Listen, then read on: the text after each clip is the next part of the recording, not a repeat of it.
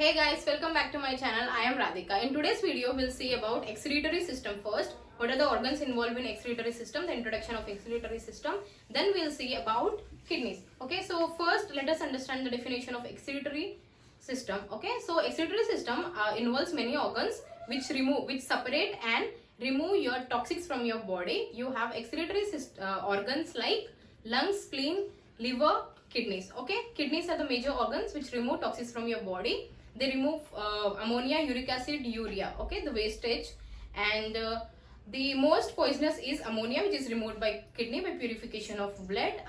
So excretory system mainly involves a pair of kidneys, a pair of ureters and urethra, and urinary bladder. So these are the major organs which involve in excretory system, which remove your toxic from your body. So first let us understand the external structure of kidneys, then we'll go through the internal structure of your kidney. So external structure, when you see from outside, kidney looks like this. Okay, it is a bean shaped organ which is reddish brown in color. Okay, you have a pair of kidneys, right kidney and left kidney. Okay, the situation is in abdominal cavity, your abdominal cavity, lower part. Okay, so you have right kidney, left kidney. When you see, they are present posterior. Okay, this is your vertebral column. They are present on either side. If this is your vertebral column, then kidneys are present on either side of your vertebral column. Okay, right side, this is right side and this is left side. When coming to the right side, this is a slightly lower when compared to the left because you have presence of your liver. Liver is present on the right side. Okay, this is right. So liver is present on the right side. So right kidney is slightly lower when compared to the left kidney. When you take left kidney, the situation is from T12 to L3. Thoracic 12 vertebrae to lumbar 3rd vertebrae. See? Okay. And now coming to the size of kidney, you see that they are 10 centimeters in length. Okay. 5 to 6 in breadth. And coming to the thickness, they are 3 centimeters to 4 centimeters in thickness. These are 10 centimeters in length, 5 to 6 centimeters in breadth, 3 to 4 centimeters in your thickness. Okay, so this is your situation present in abdominal cavity, left and right, and your 11th and 12th rib. You have 12 pairs of ribs. 11th and 12th pair of rib protects your kidneys from injuries. Okay, so they are present in the posterior body, posterior aspect of your body. They are present below your diaphragm. Okay, your diaphragm muscle, I told you in previous videos, this is your diaphragm muscle. They are present on the right side and left side. Right kidney is present below the diaphragm, posterior to liver. Left kidney is present below the diaphragm, posterior to spleen.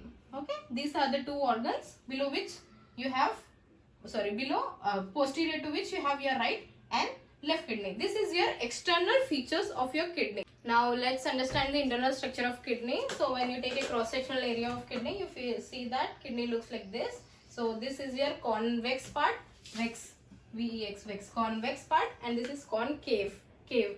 Okay, this is your concave part, this is your convex part of your kidney, and you have two parts, that is cortex and medulla. Okay, so the dark zone inside the kidney is cortex, whereas the pale yellow zone is medulla. Cortex and medulla. Then you have pyramids.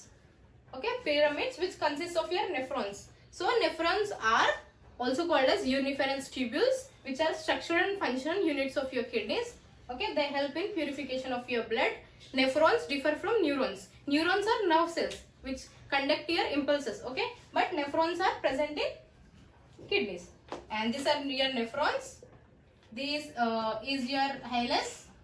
Okay, in this hilus you see that renal artery which supplies blood to your kidney enters, whereas renal veins which take deoxygenated blood to the heart exits along with ureter. Okay, ureter gives urine, the waste toxin things to the urinary bladder. Okay, you have renal artery which is entering through hilus, renal vein and ureter which are exiting, which are going outside to your from your kidneys. Okay, and you have pelvis part. So cortex, medulla, then you have renal columns present between your pyramids.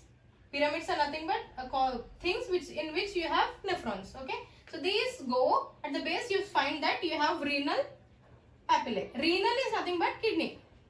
Renal. Okay, renal is kidney. So renal papillae, these all together forms your pelvis, and these structures are present in your hilus.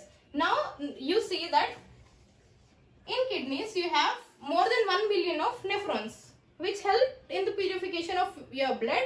This nephron is again having an internal structures, okay, so like DCT, PCT and all. So these nephrons help in purification of blood, and thus the urine formation occurs here in your kidneys. Now let's understand the structure of nephron. So as I told you, you have millions, more than millions of nephrons in your kidneys. So these nephrons looks like this. When you take a single nephron, you have many in each. So if you take a single nephron, this is the structure of nephron, how it looks like. Now this nephron first consists of Bowman's capsule, okay, a blind cup shaped structure. In this you have efferent arteriole which is entering and efferent which is leaving. So these are glomerulus. These two consist of Malpighian body. So Bowman's capsule and glomerulus together known as Malpighian body or renal capsule, okay, or renal capsule. Now this descend downwards and continues as proximal convoluted tubule or first convoluted tubule, okay. These descend downwards and form a U-shaped structure known as loop of Henle, and these moves and form your DCT, distal convoluted tubule or second convoluted tubule, okay. PCD, loop of Henle, SCT or DCT, distal convoluted tubule or secondary convoluted tubule. These distal convoluted tubule forms your collecting duct, okay, forms your collecting duct. These collecting ducts opens into pelvis. This all collecting ducts moves into your pyramids, this space, and this open into your pelvis, this space, and this pelvis, this all goes into urethra, and urethra goes into urinary bladder. So urine, how urine is excreted, see, from this loop of Henle, all loop of Henles of all nephrons opens into your pelvis, pelvis open into urethra, then it goes into urinary bladder. Now coming to functions of kidney and nephrons, you see that they filter the blood, they maintain the right level of electrolytes in your body, they maintain the fluid content in your body, they remove the wastage, and remaining blood is again purified and moving back to your body. Thank you so much for watching my video. We'll have part 2 of this video. In that we'll discuss the remaining topics related to kidney and the problems and diseases controls over kidney. So please subscribe to my channel. Thank you.